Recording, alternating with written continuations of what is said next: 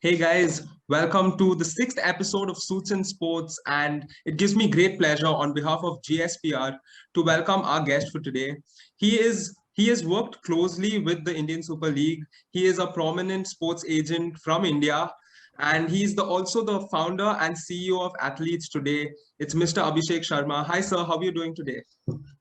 I'm good. Hi, nice to be on your platform interacting with you guys. And yeah, everything's fine at my end. I hope you guys are doing well as well. Yes, sir, we're doing well. Thank you so much for accepting our invitation. And we're also joined by our founder today, Mr. Subrajit. Hi, sir. I think by sixth episode, I don't need to have an introduction now. Welcome, Vishek sir. Yes. So it's our honor to have an Indian agent on board, and that's also a football agent. That's nice. That's nice. Because I think that Calcutta Connect that you and I have, so it makes a perfect story for a football agent and for football to be a topic here. Obviously, right? And we say like Makkah of Indian football, Calcutta. Of course, of course, of course. Though in the World Cup, we have to support. We see it's like when Vishek sir will be supporting me in this case. Like in the time of World Cup, we are divided in the basis of Brazil or Argentina. Correct. We are Calcutta is one city which is painted either Brazil or Argentina. Unfortunately, I don't support either of them during the World Cup. But passion-wise and the type of history and the heritage that the Calcutta people have and the culture which is there, it's phenomenal. I think every sports fan, at least during the Football World Cup, should go to Calcutta for at least 1 week to see what is happening. You know, the type of, you will feel like you're not in India. You will feel you're either in Argentina or you're in Brazil. So that is the type of passion that people have for the game, which is lovely. That's really nice to know, sir. So as we progress, I would like to ask you the initial question. So you decided, like you said, you grew up in Calcutta, which is the mecca of football. So did that actually motivate you to work in the football field particularly, or what actually pushed you towards that?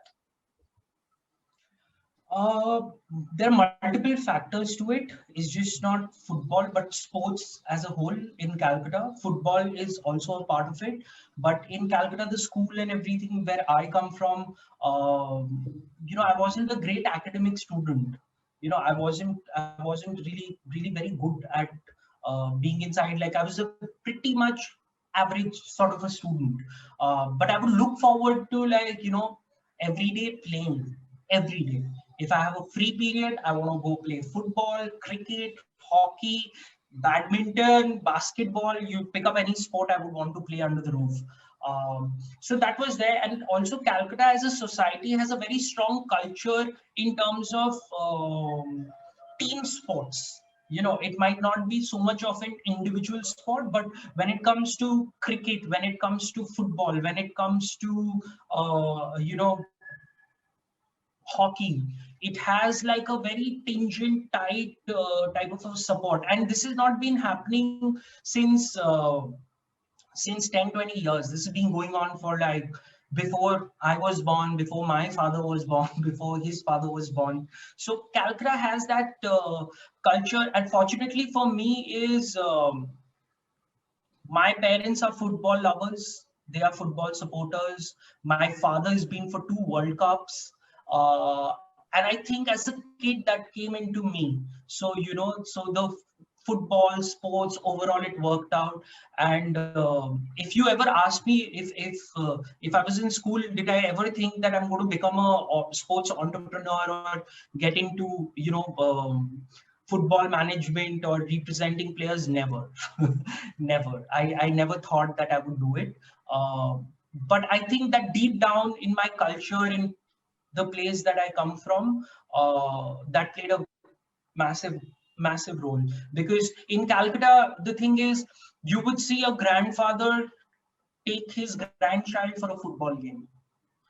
you know. So it's a very beautiful sort of a capture that you get, and also is gender bias. So in Calcutta, if there are just not male supporters for East Bengal or Mohun Bagan or Mohammedan Sporting. There are, you would find in every household, there's every lady who's very particular about which club you support. So as a teenager also, if you're growing up and you have a crush on someone and you're trying to talk to them, it's very important which club she supports, and she wants to know which club you support. So so it's pretty crazy. So I think that fueled up for me to take up what I'm doing. But I think that was the first initial seed that came into my life, supporting and liking football.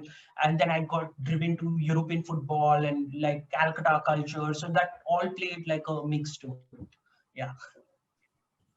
Okay, so Abhishek, sir, I have a question for you. Like, it's very common question. Normal people want to know this thing, which is like, you are an agent for a long period of time. You have worked with many footballers from like from Latin America to Europe to India, and we have known that because we have many clients from well-known clubs. So we want to know how the relations work between an agent and a player. Is how is the what is the vitality of that relation? Okay, so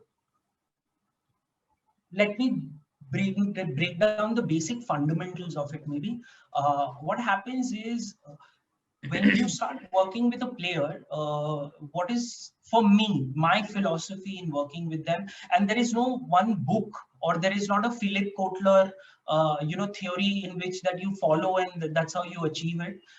Everyone has their own mix, every agent has their own mix to it, their own personalities involved when they're working with players and people like that. So for me, my fundamentals were very clear. So for me, I don't go signing every football player.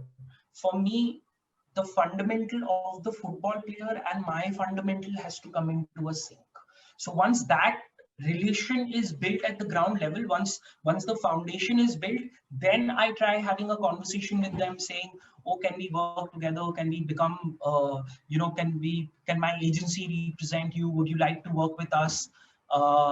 So that's how these are things that we look into. So for me, the personality of the player, the short-term, long-term goals of the player, and things like that. Then I have a team of analysts who collect data and scout players. Then I have a very strong network with coaches in India and abroad. I work with agencies abroad, because what happens is, if I'm trying to get a European player to India, he already has an agent there. So then there is a certain way in we also, that then comes the legal part.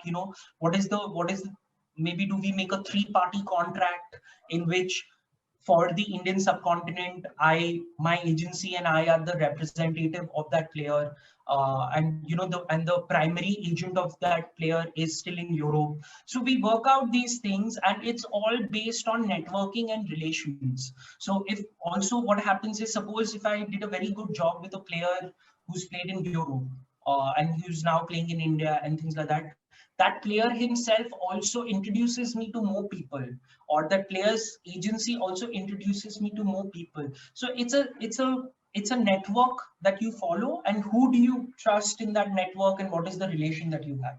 So this is the key, just the basics of it. The fundamentals have to be right.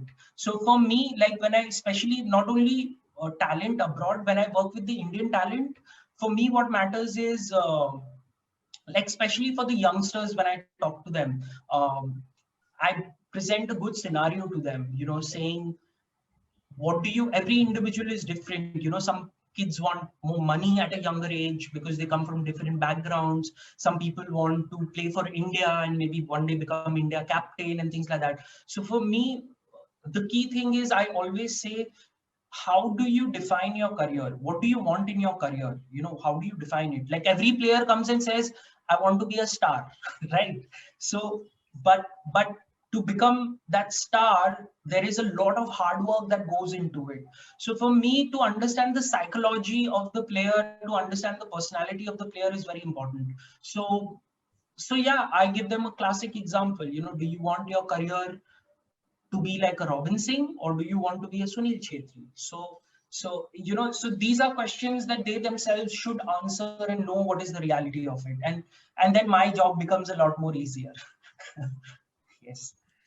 Another question I have, like, I want to know, is this a myth or is this a true fact? Like, I have heard when an agent go to search for a player, like a scout and agent is going together for searching a player. So they don't sit only for the match. They see the player from the beginning when they're doing the pre-workout in the field before the match.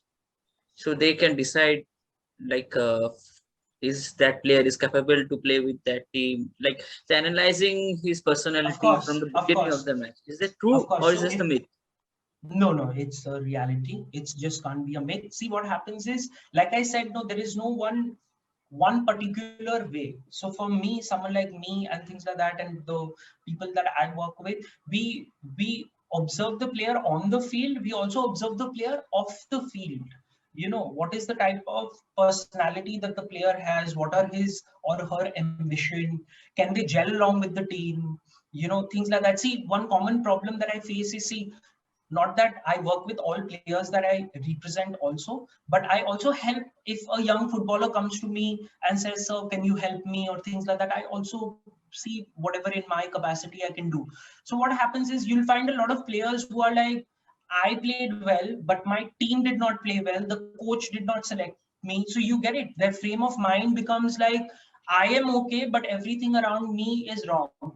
So that becomes a very crucial thing.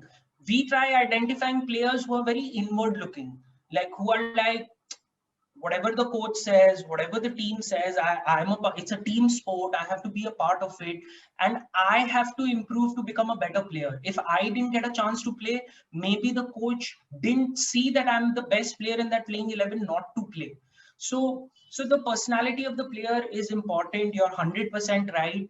We also observe the player not only on the ground, but off the field, warm up. What are the type of conversations they have? Personality kaisi hai, and things like that. So that gives us a holistic view as to what type of a talent will this be. I have worked with players who are difficult. Like, they are brilliant players on the field, but they are a chaos of the field. But those are different personalities. But and I have to appreciate and understand that personality. So for me, I try understanding the psyche of the player, the personality, where they come from, and you can't treat every player the same way. So there has to be a mix in it. Yeah. So In short. another thing is that when you sign a player as your when you sign to become their agent or their representative, during the course of being their agent, are you guys like, do you maintain a complete professional relationship, or you guys become friends? Because we've seen in a few movies, we notice as to how, in some instances they're very professional, and some they're very like, the best of friends, families, parties. So in that regard. Don't give me movie references of Jerry Maguire, because I've heard it too many times. So No, actually, I think Ryan is taking you so much like Paul Heyman and Brock Lesnar type of question.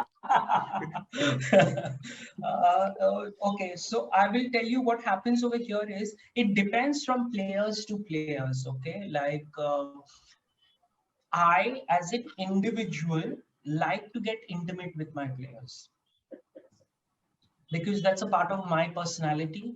I want to be there in everyday life of them, which is also a professional aspect, because I'm so committed to them professionally as well, that I'm a part of their everyday life. So this is there, and then depends from players to players in what role do they want you for. So what happens is, if suppose I have a 30-year-old player, um, there's not enough for me to always advise and guide the player. What happens is, they will make their own decision, and they will ask me, what do you think, right or wrong? Or, or do you think you can help me? But suppose if I have to work with a lot more younger player who's 16, 18, 21, 22, in that sort of a range, that is where a lot of my advising comes into place. So then I have to play a role of, as an agent, as a family member, as a older brother sort of a thing, because it's a very critical age for these players, because in current generation what happens is you're driven by a lot of other things that are around football. So it's social media, it's brand endorsements, it's commercial opportunities, it's, you know, you can get your mind away from these things. So you have to mix it up, you know, it's just not one way. And then there are some players with whom you start on a professional level, you stick in a professional level, but yet you are somewhat a part of a closer circle to them. You know, tomorrow, like I maintain a very good relationship with a certain player, so we're really professional as to I'm his agent and he's my player, and we talk to each other, we look out. But there are times where it could be like, I'm getting married, come for it, or, you know, this is what's happening in my family. They share all of that. So I think there has to be a mix involved. But this is more with the younger lot, because for the younger lot, the type of families they come from, most football players are not born in rich families. Okay, so they come from literally the streets. They come from villages. They come from small towns, small places. They're not hotshot people who are privileged and things like that. So for them, they have never had anyone to guide them, you know. So parents are not, some parents are farmers, some parents are doing different professions. So they try looking out for that one person who can guide them. So they, in that aspect, usually it's the coach that they look up to. But the coach always can't get that intimate with you. You're getting it, because the coach is a very technical person on ground. Off the ground, how does the player carry himself? That is where people like me and I get involved, and things like that. But I must also clarify that I never interfere in the game of any player. Like, if suppose a certain player is not doing well, I don't get involved on the field. I don't go to the coach and saying the player is not doing well, or, you know, you should try this, you should try that, because that's not my area of expertise. I understand the game. I talk to the coach, but I never interfere. Outside the field, the way the player carries himself, what brands does he like, what are his hobbies, what can we build around him, social media message, these are things where we help them. So yeah, this is how I would define it. Yeah. Thank you for this view. Another thing which want to ask I you, hope you are liking this aspect yeah, of because it. we are getting the insider, like how the things work. So one thing I want to ask you, like, as we know, when you mentioned before the interview, whenever I have a discussion, that the financial structure of Latin America is more similar to that of India, Correct. right? Correct. So in which place we are wrong, that we are still now we are lacking, like we are trying to be in top 50 teams in the world, whereas even through a financial structure, even countries like Argentina, Chile, we all know Costa Rica, their finance structure is much below than what India has, but they are playing World Cup. Not only but they are even winning that trophies and all, but we are lacking behind. What's the reason behind? Some people say it's the financial structure, but already mentioned not the financial structure. So what is the thing we're lacking? Okay, this is you have to understand the cause and effect of it. Okay, so what happens is, I also get a lot of people who ask me this question. Okay, first, it has to be a realistic dream. Okay, for India to ever reach that stage, leave the World Cup, India to do well in Asia first. Let India do well in Asia first. Let us get to the power where Korea, Iran, Japan. Let us get to that level. Once we get to that level, then only we can start. So the goals have to be defined. It can't be, okay, in 5 years I see India playing the World Cup. No chance, it's not going to happen. So it has to be in a better structure. I think for India to do well first in Asia should be the priority, and then from there build the short term and the long term goal. One more question is, see what happens in with India and football in India consists in certain pockets. Okay, so like a Goa, Calcutta, a Northeast, a Kerala. So football is really big over there in these pockets. But pan India, if I go to Rajasthan, no. If I go to Madhya Pradesh, no. If I go to these places, it's not there. So where I think there has to be a balance is massively there has to be a structure to help grassroots develop. If the grassroots develop, if there is more support to the coaches, if there are more initiatives, if there are people and fans like you, me, Ryan, and all the others who love football, we should go and help and support the local communities, which is the key. If I don't go to my Pada and support my local Pada community playing football, then how is that going to develop and seek an opportunity for other people to do? Sorry that I said Pada because it's a term in Bengali and Calcutta. But what I mean is you got to support. Yeah, in Para, I have to define the Para means in English a society, a small society or nearby community. Right. Community. So basically, like Ryan, it'll be like in Indranagar, you have a ground and that Indranagar boys or whatever. So it has to be that, or like, or if you're wherever, whichever area that you reside and stay. So what I mean is the community structure has to be strong. People have to support the youth. Like, why don't we go and support? See, in Calcutta, you go for an under 15 game, you will see 5,000 people watching. Okay, in Goa, you see a under 18 game, you will see in Kerala the same. You will see thousands of people who will just come for the love of the sport to watch. But creating that same culture in different places, like in different states, is a challenge. So I think we overall should start supporting local communities, youth football, support academies, and things like that, because that is what is going to help develop and give recognition to these players. If they get developed, there are more fans involved, that will slowly start reflecting on the type of talent that India has. And then India can start doing well. So like, for example, this year when FC Goa played the AFC Cup, it was very good for India. Even though they drew and they lost, they didn't win a single game, but it's a massive boost. As in, we're at least now trying to reach there. You know, we are trying to make compete with clubs from Iran and Korea and things like that. So this plays a very important key. So we have to be realistic. Let's keep it a 12 to 15 years project.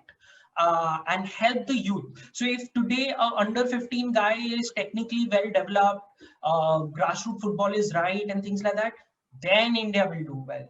So like you were saying that, in South America, how is it so well as they are very similar to India? The thing is, in South America, they start playing football at the age of 5. Okay, so in India, apart from maybe Bengal, Goa, and everything, that there is a football culture for more than 100 years, 50 years, and all of that. Other places, there's no culture. So what happens is the kid starts playing football at the age of 12. So by the time you're 12, it's already too late. So you have to start I follow the Uruguayan model, which is you start at the age of 5. That is the model that takes you forward.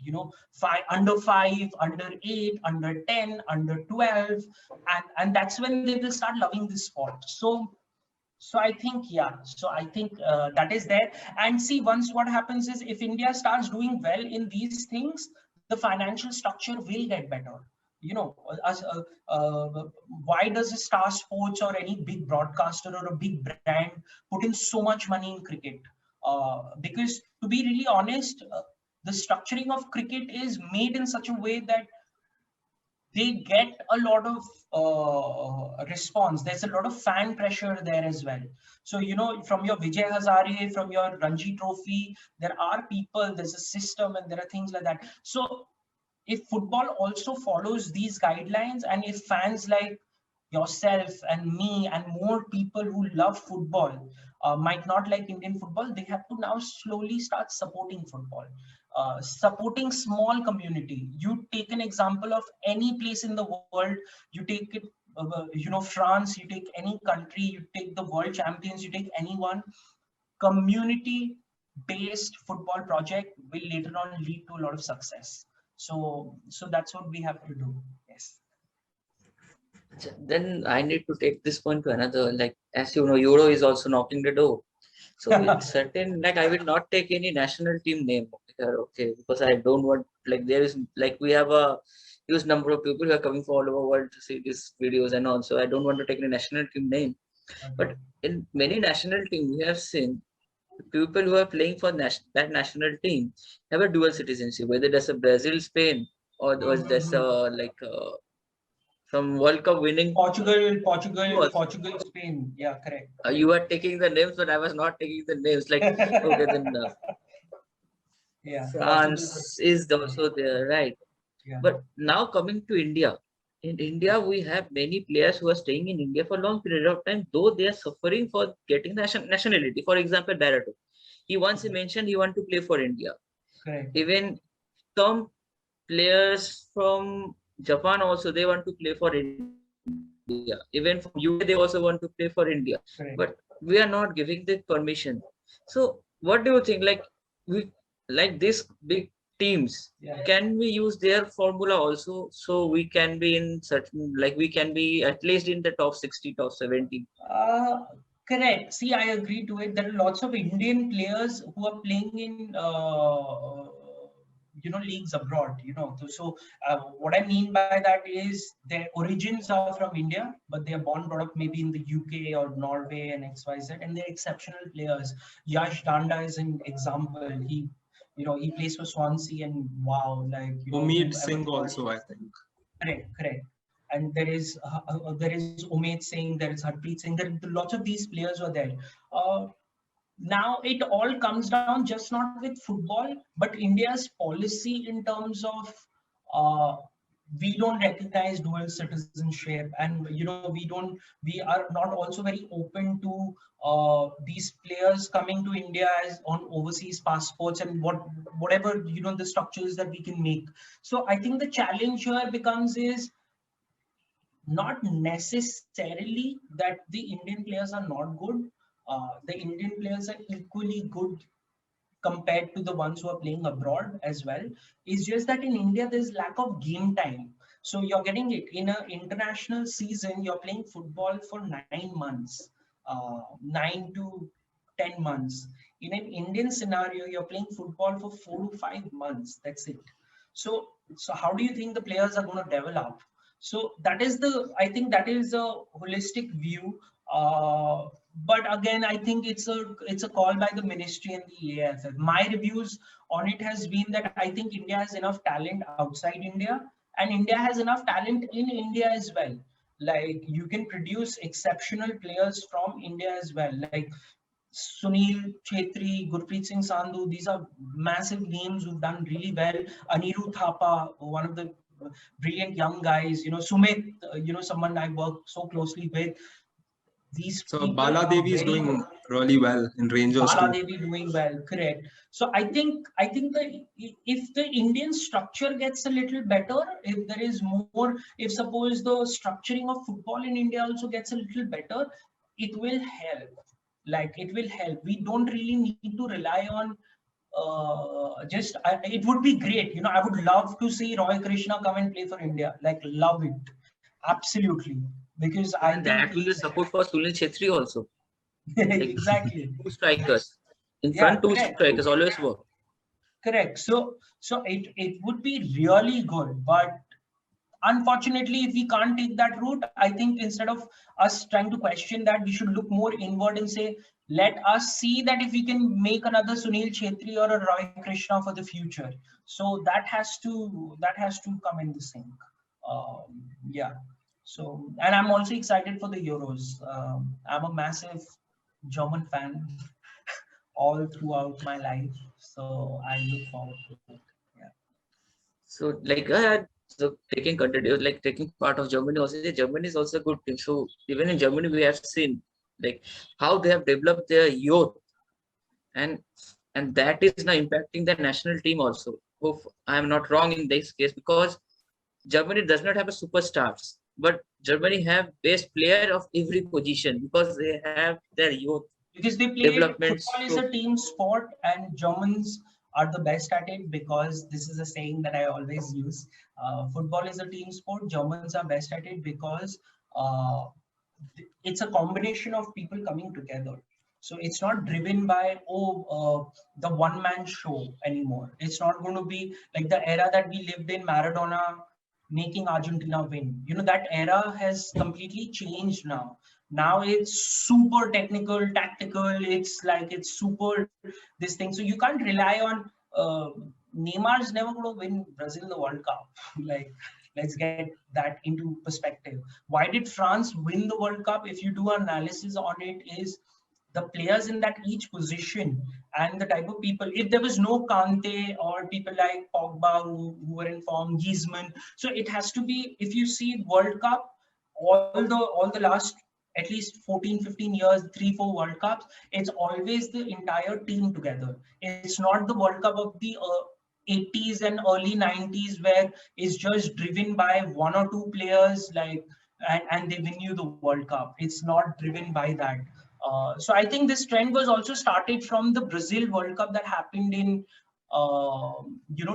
2002, because that side, even though Ronaldo was the biggest star, it had players like Roberto Carlos, Cafu, Ronaldinho, Rivaldo. Kaká. So Kaká didn't play. Kaká was a kid, I think. He didn't play. He played the 2006 World Cup.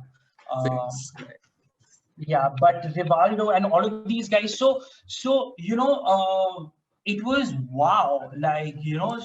So I think after that started the trend. Even if you see when Italy won against France and things like that, that Italian team was devastating. Like, they were a very devastating team. I think this is another example of that we can take Euro Cup, because when Cristiano was playing, everyone was depending on Cristiano, and on the 50 minutes, like even France was in shock when Portugal won that, because Cristiano was not there. Then they suddenly depend on themselves. Correct. And that is the result that they won the trophy. Everyone was in shock that how this new player came out should go, because we are thinking like, okay, pass the ball to Cristiano, he will do it. He will do it. Yeah, that's also. Yeah. So now that has changed now. So that's why I think, like, I really support a lot of I've always, maybe Germany in the last few years haven't done well, but I like them as a team because I like their core principles. Like, there is no star. Like, there is no. You might be Toni Kroos for Real Madrid, but when you're playing for the German national team, it's all together. So I think that mix is really, really good. So yeah, I'm vouching. I hope they do decently well in the Euros. Let's see what happens. Who are you guys vouching for? I would love to know. Portugal, because I'm a Ronaldo fan, and actually they have, I think this is Ronaldo's best. I think this is the best lineup that's put forth that is the best lineup given to Ronaldo, and this is his best chance to win the World Cup, is what I feel. In the Bernardo Silva, Felix, Bruno Fernandes, the team's really good. And what about you? Right. Euros as well, definitely. But the pool is really good. It's France, Germany, Portugal, and Portugal. Yeah. Right. See, I believe in the youth and the team game. So for me, I believe in Belgium. Now. Belgium. Wow. Belgium is a very underrated, very good team. Very, very good team. Wherever you see, you will find someone who is playing. Yeah. No, Belgium also, their youth structure of football is brilliant. That is why they're doing well. Their grassroots model of football is brilliant. It's very, very good. So no wonder you have such players. Like, if there's no Lukaku, there's Benteke, there was Vermaelen, there was Vincent Kompany. I remember there was. Back center back. Yeah, correct. And who was there? Astel Wessel was there. The Courtois is the goalkeeper. Correct. So I think Belgium is a very good team as well. So we shouldn't sleep on England also. If you notice, their team's pretty top class. No, I'm saying, considering the fact that England, we have I think 5 minutes left. For me also, England is nothing, just a hype. They are like glamour. We will have a coat on, like we have a flight coming, a personal jet, and we have England flag waving. This show off thing. The glamorous Really world. super hype. Now you sound like a Manchester United fan, right? Like I have these friends who are United fans and who are Indian supporters, and it's just a pain. So I don't support England. I'm just saying this the team. You have Declan no, Rice. no, I see. For me, I didn't like it. He dropped Trent Alexander-Arnold. They're not going to do well. That I agree. So yeah, look, but yeah, that's the thing with England. Yeah. So we are running out of time. So any concluding remarks from your end, Abhishek? So anything you would like to tell to all aspiring sports agents, sports lawyers, anything? Yes, okay, yeah. So I will just like to communicate to everyone. I think getting into sports management and things like that, I think you should do a good reading. You should really know what the industry is. You should maybe do a few internships, get an idea as to what you want to excel in. Not necessarily everyone who studies sports law can become an agent, which I think everybody should understand, because I get a lot of people who are sports lawyers and says, "Oh, I can become an agent." No, it doesn't work like that. You need to have a business acumen. You need to have multiple things apart from the legalities of that. So I would suggest, like, yes, people who are studying sports law, it's super cool. It's nice. It's good to take that route, but also spend some time if you want a career in sports management.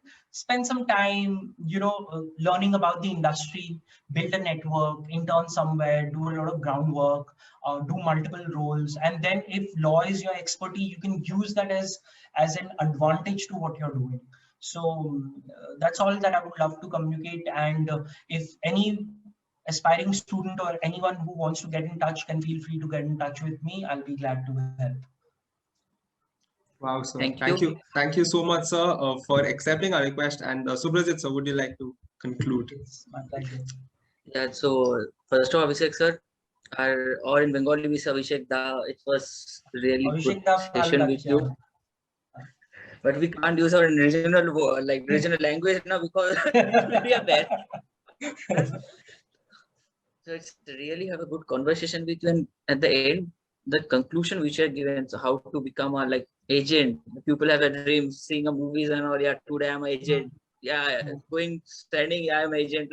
It doesn't work like that. It's a very good conversation which we have, and very knowledgeable also. The structure you have given, everything, and I really appreciate that. Maybe we will be seeing you soon as one of the super agent of the world. We pray to God for that also. Inshallah, yes, of course. You. I hope. Yes, thank you guys. Thank you for having me, and I hope this platform and you guys achieve more success, and the things that all of y'all are doing together as a sports law community is phenomenal. You might not get the rewards right now, but at some point of time in life, the work that you guys are doing will be rewarded. So my best wishes to everyone in your entire team, your management, and all the hard work that y'all have put into it. Thank you. Thank you so much, sir. It meant a lot, especially all those words. I'm pretty sure it's going to motivate a lot of us out there. And thank you once again, sir. Hope you guys have a great day, a wonderful evening. And everyone out there, stay safe. And on behalf of GSPR, thank you for watching our videos. Please like, share, and subscribe.